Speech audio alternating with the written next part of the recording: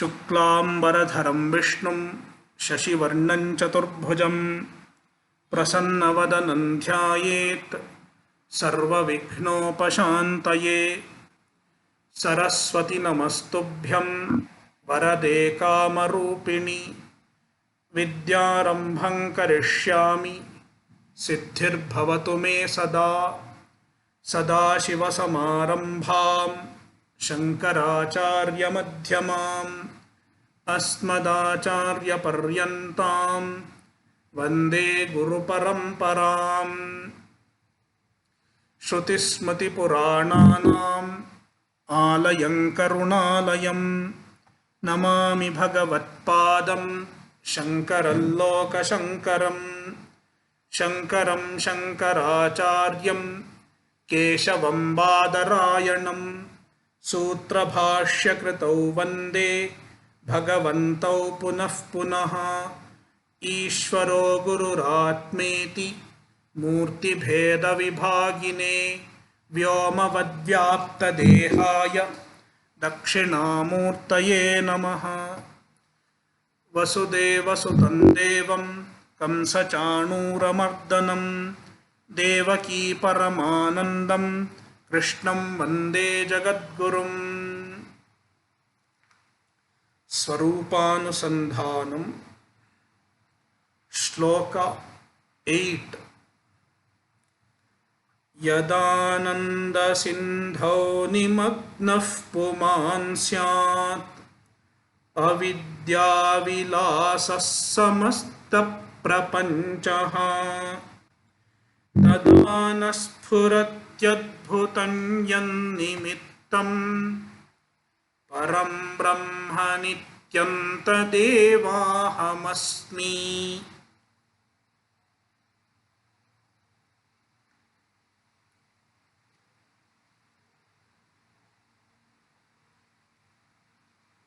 The text deals with 3 topics: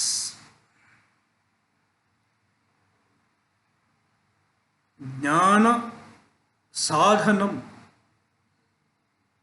the means to get jnana;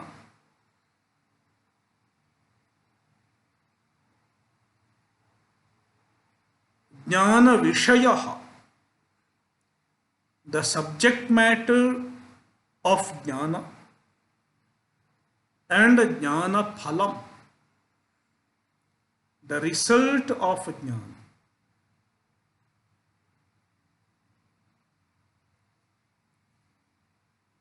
Shlokas 1 and 2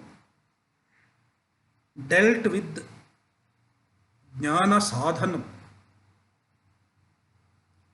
how to get jnana, the means to get jnana, the disciplines that an individual should undergo to become a jnani. Among them, I said earlier that there are 2 forms of jnana sadhana: antaranga sadhana and bahiranga sadhana.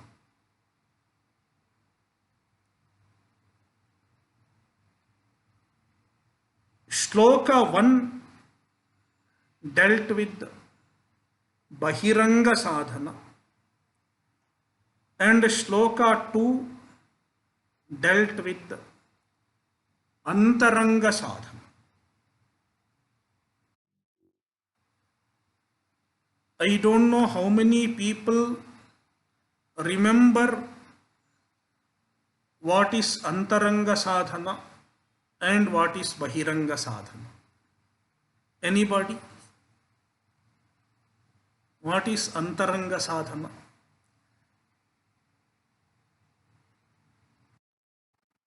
Is it something we do by Mananam? No, not exactly. Mananam is an antaranga sadhanam. I think I told this in one of the sessions. The sadhana which produces jijnasa is called Bahiranga sadhana. The sadhana which leads to jijnasa, leads to desire for knowledge, leads to thirst for knowledge, is called Bahiranga sadhana. Jijnasa janakam sadhanam Bahiranga sadhanam.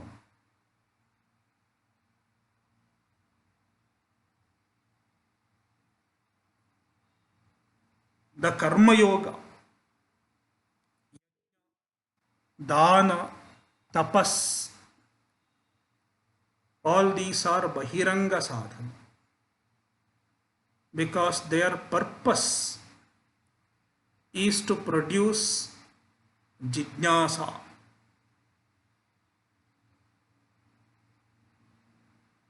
And then there is antaranga sadhanam.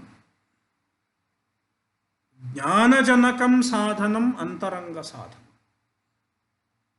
The sadhana which directly lead to knowledge are called antaranga sadhana. I explained this with an example.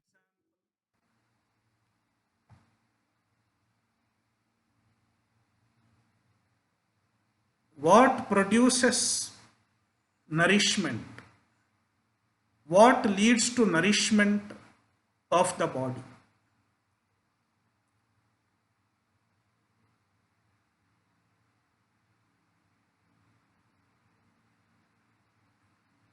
Food leads to nourishment.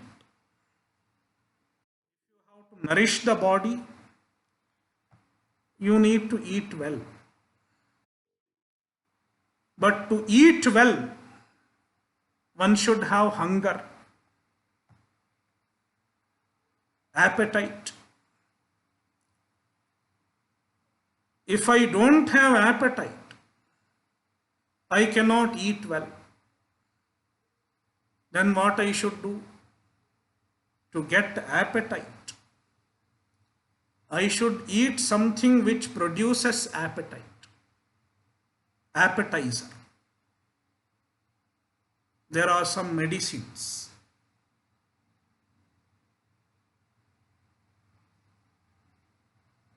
So Bahiranga sadhana is like appetizer.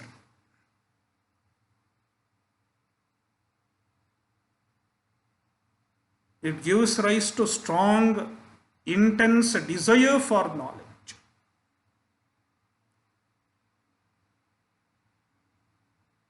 Then he becomes a jijnasu.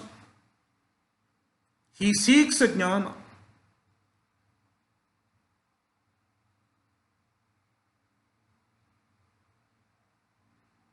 And then he goes to a guru. Does Shravana, Manana, Nididhyasana. Shravana, Manana, Nididhyasana are antaranga sadhana. Because they are the ones which lead to jnana directly. So this was told. We discussed each of the sadhana in detail. Then we dealt with the jnana vishaya, Brahman, Atma, and now it is time for jnana phala, result of knowledge. What does an individual get? Ananda sindhau nimagnah puman syat.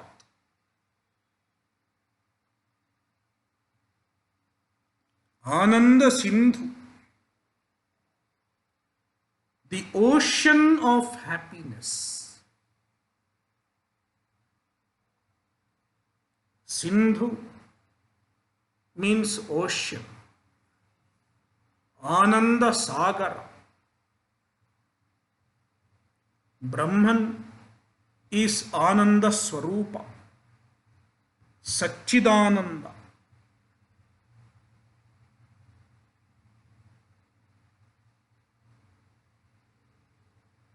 The author compares Brahman to the ocean of happiness.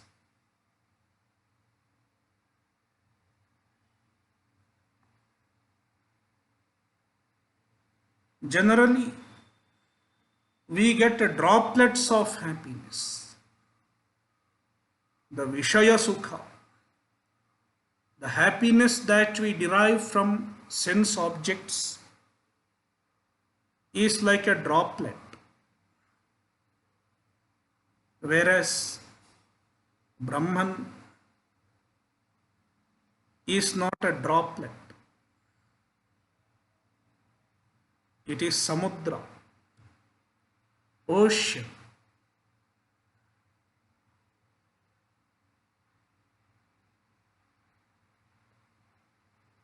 It is not limited.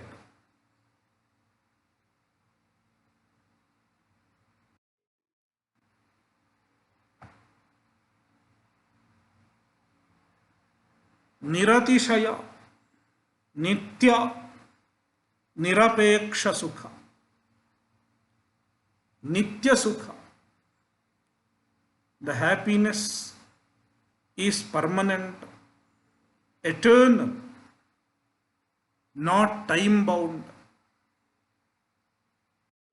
Nirapeksha, not dependent on any other factor.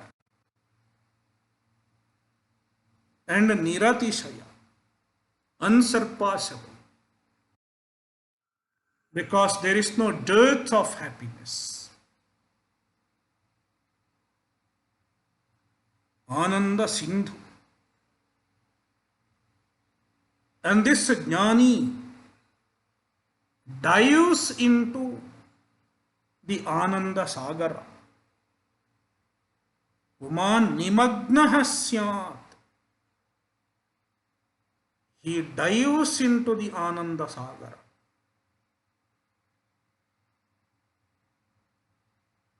Getting Atma Jnana is like diving into the Ananda Sagara. Diving into the ocean of happiness.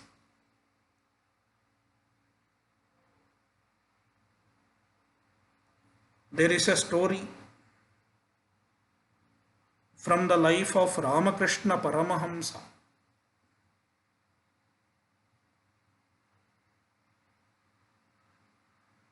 Ramakrishna Paramahamsa asked his Shishya,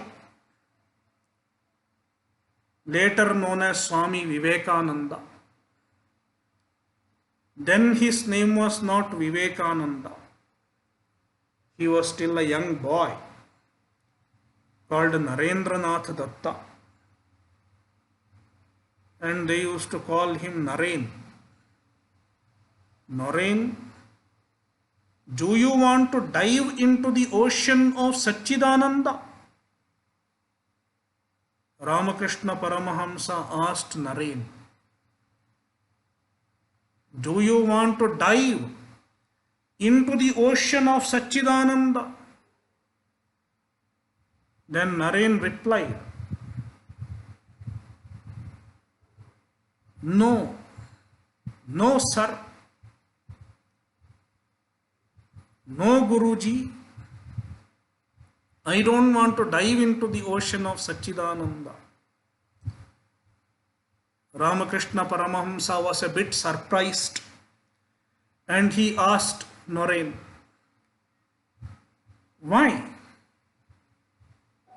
Then Naren said,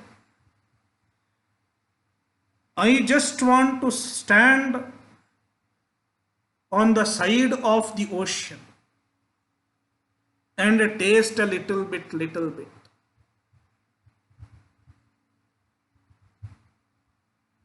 Ramakrishna asked once again, why? Naren said, if I dive into the ocean, I will sink in the ocean of Satchidananda and I will die. Then Ramakrishna Paramahamsa said, if you dive into the ocean of Satchidananda, you do not die. Instead, you become immortal. You become Amrita. Because the ocean of Satchidananda is Amrita.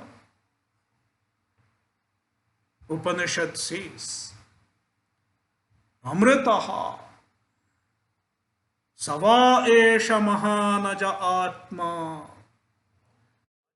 Ajaro Maro Mrito Bhayaha. Atma is Aja, birthless. Na jayate iti ajaha. It does not have any birth. Ajaraha. It does not have old age, does not become old. Amaraha. No death. Because Amritaha, eternal, and Abhaya, free from all fear. Therefore, if you dive into the ocean of Satchidananda,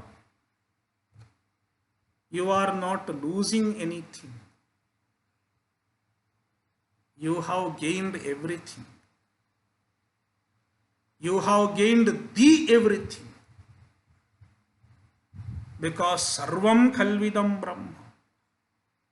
Brahman is the everything.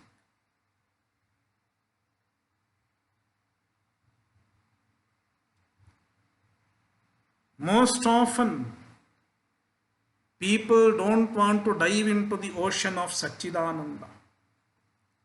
Just like this Naren. They think, if I try to dive into the ocean of Satchidananda, I will lose everything. I will lose my life also. That is why many people are afraid of Atmajnana. In Bhajagovindam, Shankaracharya says, Parame Brahmani Kopina Saktaha. Hardly anyone is interested in Parabrahma. Balastavat Kridasaktaha. When a person is a Bala, Balya, childhood, then he is interested in Krida, in playing cricket, nowadays video games. Nowadays you can see it very well. All the kids, they are busy playing games, always inside the screen. Tarunastavat taruni saktaha. When he is young, he is interested in young women, wife, family. Vruddhastavat chintasaktaha. When a person is vruddha, as Mr. Pandey was, Colonel Pandey was telling earlier, what word he used? They are milled. Yeah, milled. I suppose that is the word he used. Then chintasaktaha. Then he is busy in chinta. worries. Even the Upanishad says, an old man thinks about his life. Kimaham sadhuna karavam, kimaham papamakaravam kimaham sadhuna karavam. Why I did not do good things in my life? I didn't do any good things in my life. Kimaham papamakaravamiti. Why I did so much of papa? I did many papa in my life. When he is old, he thinks. That means he feels guilt. Guilt of omission and commission in old age. Chintasaktaha.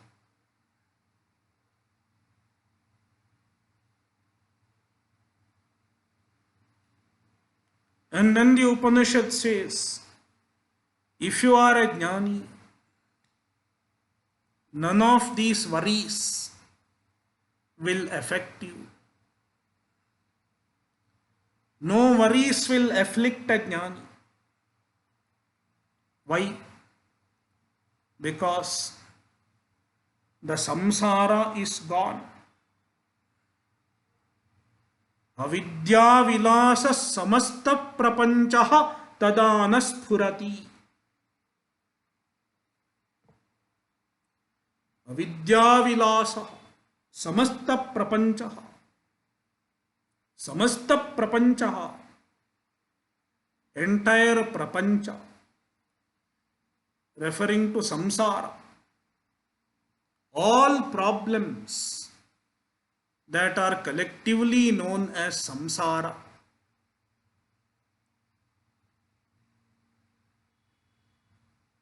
all our problems are collectively called samsara. What complaints you have? If I ask, everyone will have his or her own complaint.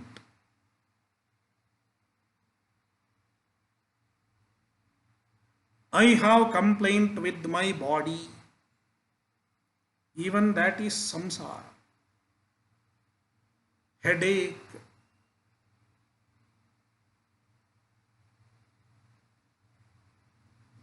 I have problem with my relatives.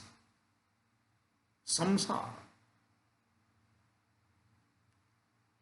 I am not happy. Samsara.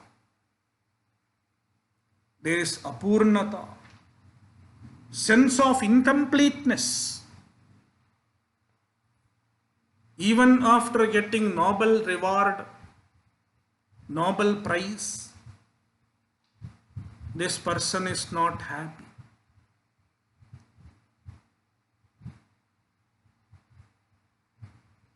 Why he is not happy? Because something is lacking in my life. Even a Nobel Prize winner will say that.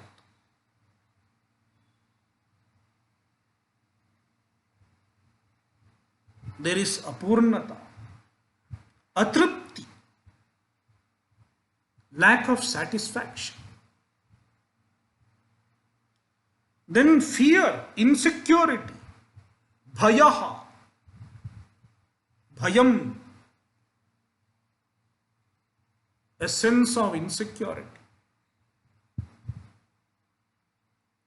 And shokaha, sorrow, shochati,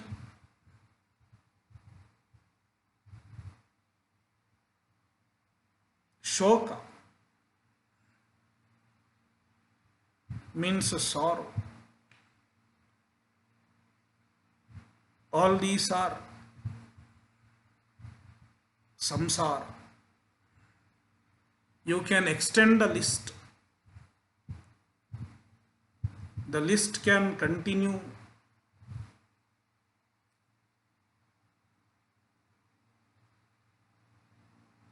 this samasta prapanchaha tada na sphurati. It is no longer experienced.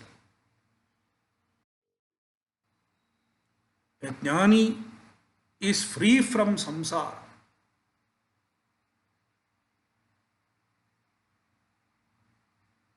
Free from the complaints, free from the psychological disturbances.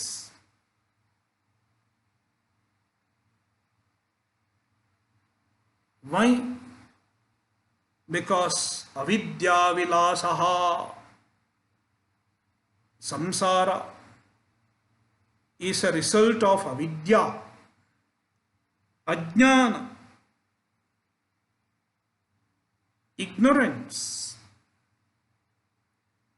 All samsara results from ignorance.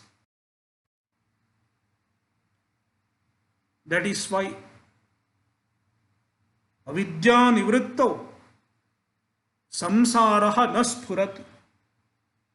When the avidya is gone, samsara is no longer there.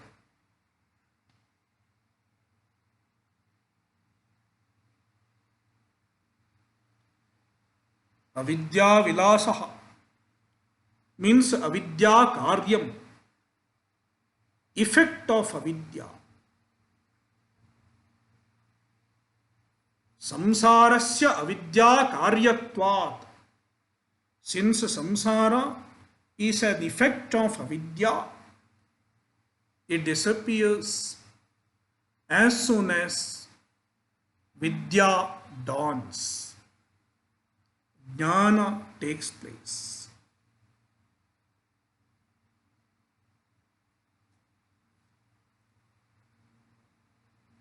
So this result of jnana can be summed up in 2 points. Moksha has 2 aspects. Jnana phala is moksha. This is what we call moksha. It has 2 aspects. Number 1, sukha prapti or ananda prapti. Number 2, dukkha nivritti, freedom from dukkha, freedom from problems. Freedom from problems is also called shanti. Shanti. When you don't have problem, is called shanti. So sukha and shanti, these are the 2 results of jnana. And that is what everybody wants. I want permanent sukha and I want permanent shanti. Permanent happiness and permanent peace. Exactly the same words are used by the Upanishad, Kathopanishad. Tesham sukham shashvatam netaresham, tesham shanti shashvati netaresham, tesham sukham shashvatam. They get shashvata sukha, permanent happiness. Na itaresham, not anybody else. There is no other means for permanent happiness. Other than jnana, other than atma jnana, there is no means. You can try going to any country. Go to France, go to Sweden, go to Norway, go to USA, Canada. Brazil, Argentina, nowhere. Even Swarga. Even in Swarga, you don't get permanent happiness. Kshine punye martyalokam vishanti. Even if you go to Swarga, you go with the return ticket. Your return ticket is already booked according to your punya. There is only one means, that is Atmajnana. That is why one can rest assured you don't have other choice. Is there any other choice? Other than coming to Atmajnana, can I do anything else? All choices are ruled out. For a wise man, there is no choice. If someone has choice, that means he doesn't have clarity.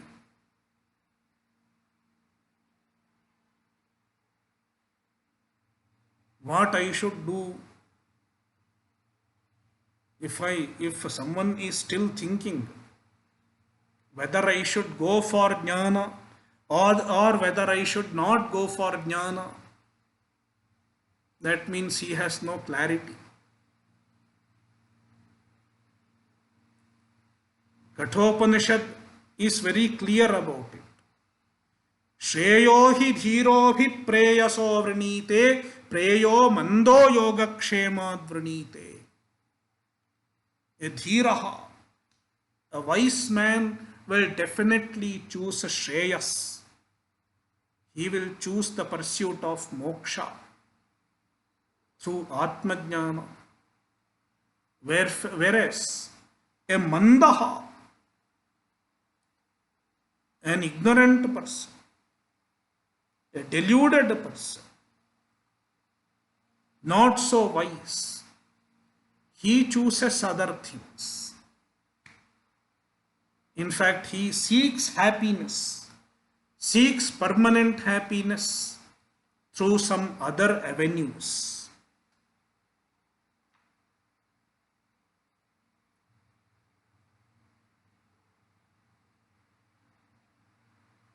So that is the result of Atmajnana. Permanent happiness and permanent peace.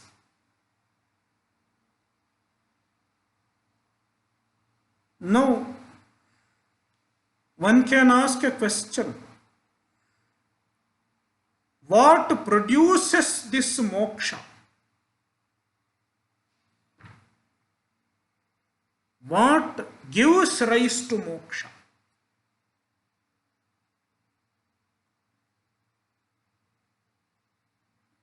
Then naturally the answer will be Atmajnana, Brahmajnana, self-knowledge.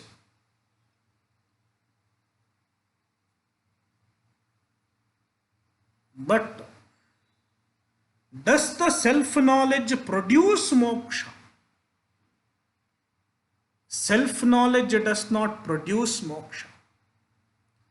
Jnana does not produce moksha. Then what does jnana do? Jnana removes ajnana. That's all jnana does. It removes ajnana. Jnanena ajnana nivrittihi. Therefore, you cannot say jnana produces moksha. Then what produces moksha? Nothing produces moksha. Moksha is already there. It is your swarupa. Brahman is nitya mukta swarupa. It is ever free. Because of avidya, we thought there is a samsara.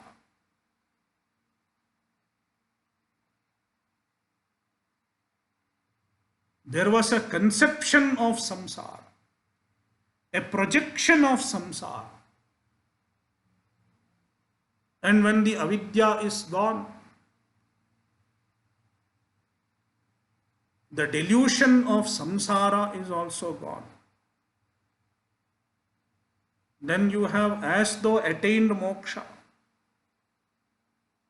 In fact, you have discovered moksha. You were mukta even before the jnana came. Therefore, nothing really produces moksha. Moksha is not a product. Moksha is swarupa, your intrinsic nature, which was always there. Yet, if you want to find a cause for moksha, if at all you want to call something as a cause for moksha, then the Upanishad says it is the Atma and Atma alone. Kenopanishad says, Atmana vindate viryam. Atmana vindate viryam. The Atma itself is the cause of moksha. The idea is there is no other cause. Moksha is not produced by any bahya sadhana, any agent outside the Atma. Bahya sadhana nirapekshaha mokshaha.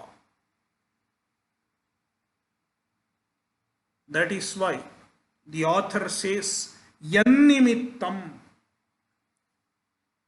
because of which Brahman. Brahman is the cause of moksha. It is a figurative expression. In reality, Brahman is also not the cause. Moksha is not at all caused. Then why the author calls Brahman as the nimittam? It is just to rule out any other nimitta.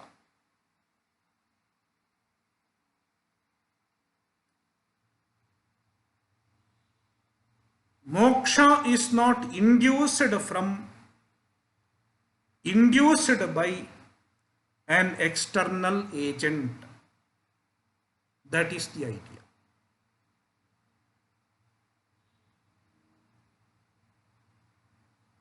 Adbhutam. This moksha is adbhutam. Moksha is Brahma Swarupa. It is the nature of Brahman and it is adbhutam. It is a wonder.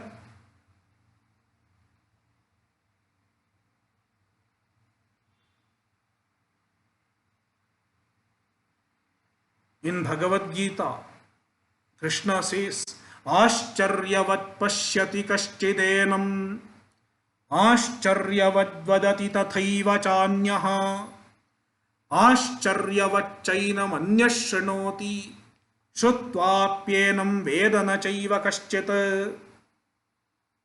Ascharyavat pashyati kashchidenam. If someone sees Brahman,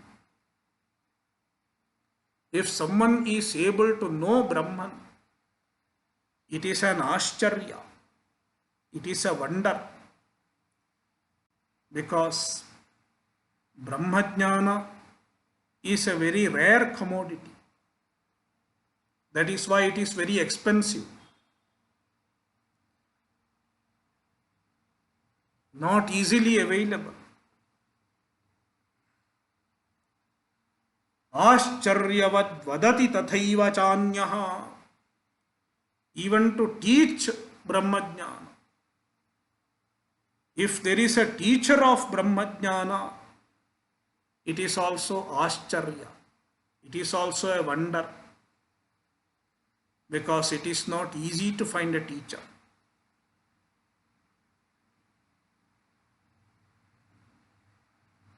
Ascharya manya shanoti. And if there is a listener for Brahmajnana, it is also Ascharya. Someone becoming a student of Brahmajnana, a serious, sincere student of Brahmajnana, is also Ascharya. Because very few people really are seekers.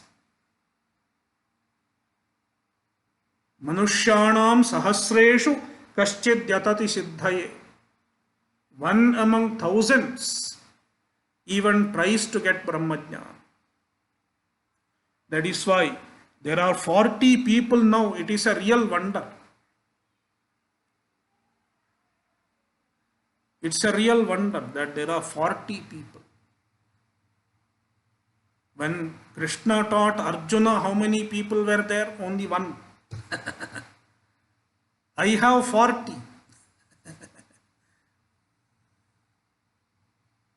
Even Krishna is not so fortunate.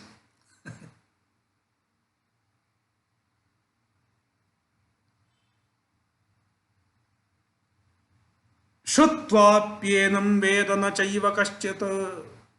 Even after listening to this, many people do not understand. Shutvapyenam vedana chaiva kaschit.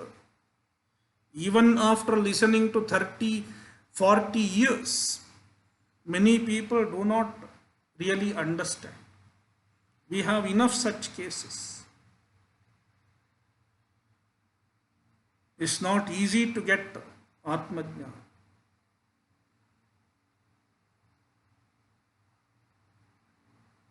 Therefore, Adbhutam Param Brahma Nityam Tadevahamasmi. It is Param Brahma.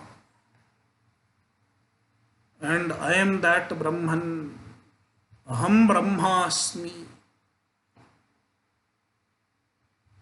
With this, the main body of the text is over.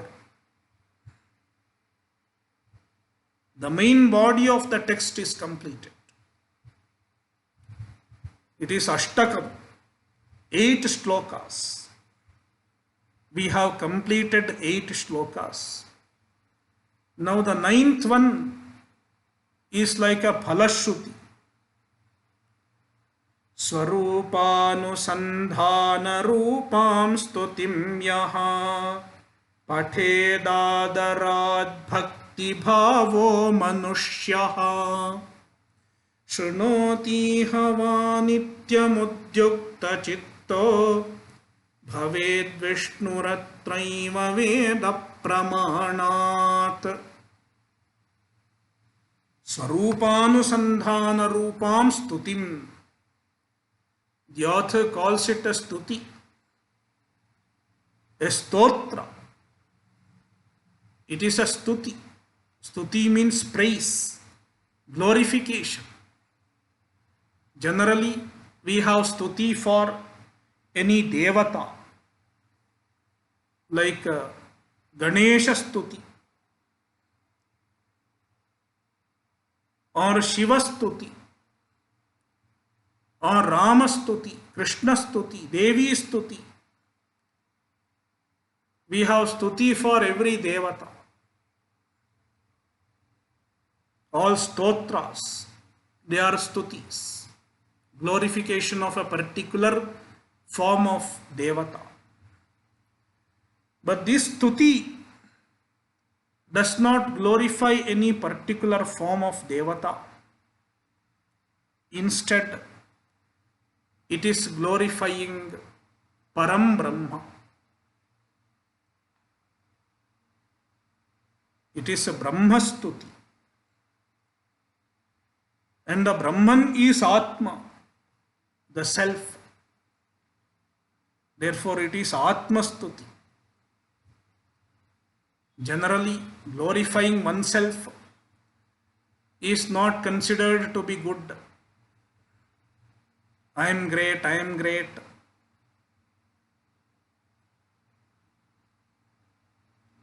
It is not considered to be good. In fact, it is adharma. It is not a right thing to do, to glorify oneself.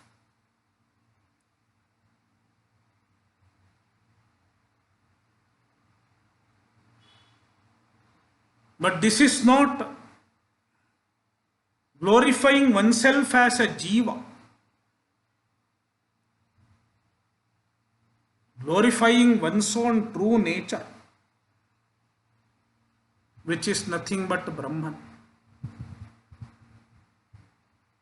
That is why this is a right thing to do. Aham Brahmasmi. I do not identify myself as the jiva. Instead, I see my true nature and I glorify my true nature. Because the true nature of the Atma is the Ishvara, the Paramatma.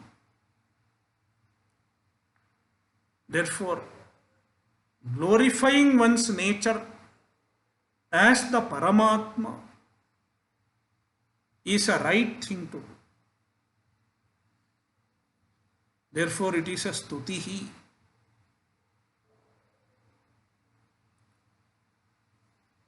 Pathed adarat bhakti bhavo manushyaha.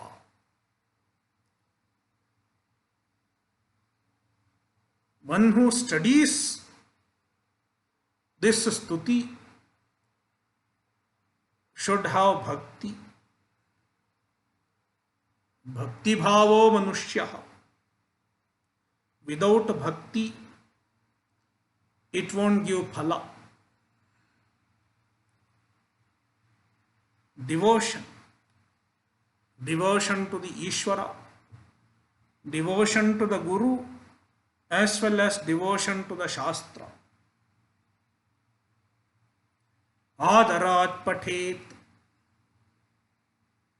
He should study with great reverence. Adarat pathet. Study this with great reverence. Vedanta is a reverential inquiry. Mimamsa. Mimamsa means pujita vicharaha. It is a reverential inquiry. You inquire into the text, but with great reverence. It is not like inquiring into any other thing. Not like inquiring into a news. There you don't have reverence. But here you have reverence. You inquire with reverence. You ask questions. But in the meantime, you have reverence. You have Shraddha and Bhakti. That is when Vedanta can be understood. That is why Adarat Pathet. One should study with reverence. Or Shrunoti Hava. Or one should just listen to it. That is why I asked the question in the beginning. How many of you are following the text? And how many of you are just listening? The author says both are okay. Some people are just listening, Shrunoti, without following the text. They follow what the speaker says, what the Guru says. what the Acharya says. And some people are even following the text. Pathanti. Now you understand the difference between pathanti and shrinvanti. Pathati and shrunoti. Udyukta chittaha, with the focused mind, with a keen mind, with a sincere mind. What happens? Saha Vishnuratrai bhaved Vishnuratrai. Saha Atraiva Vishnu bhaved. He becomes Vishnu. Vishnu is another name for Vishnu means all pervasive. Vyapitvad Vishnu.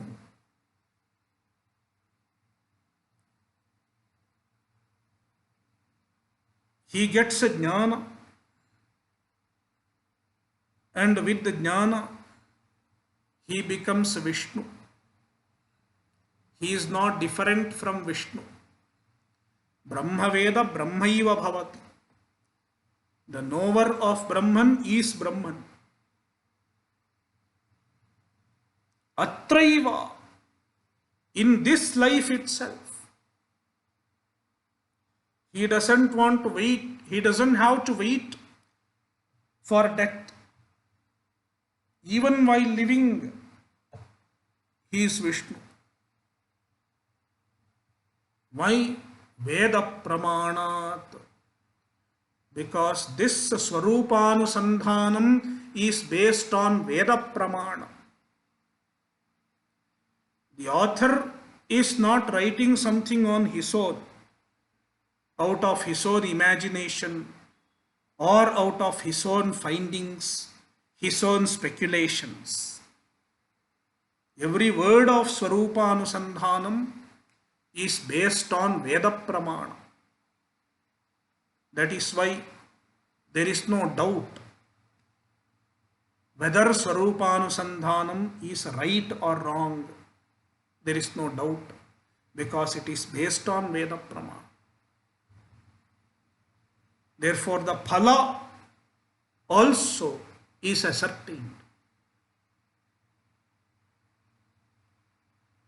Om Purnamadah Purnamidam Purnat Purnamudachyate Purnasya Purnamadaya Purnameva Vashishyate.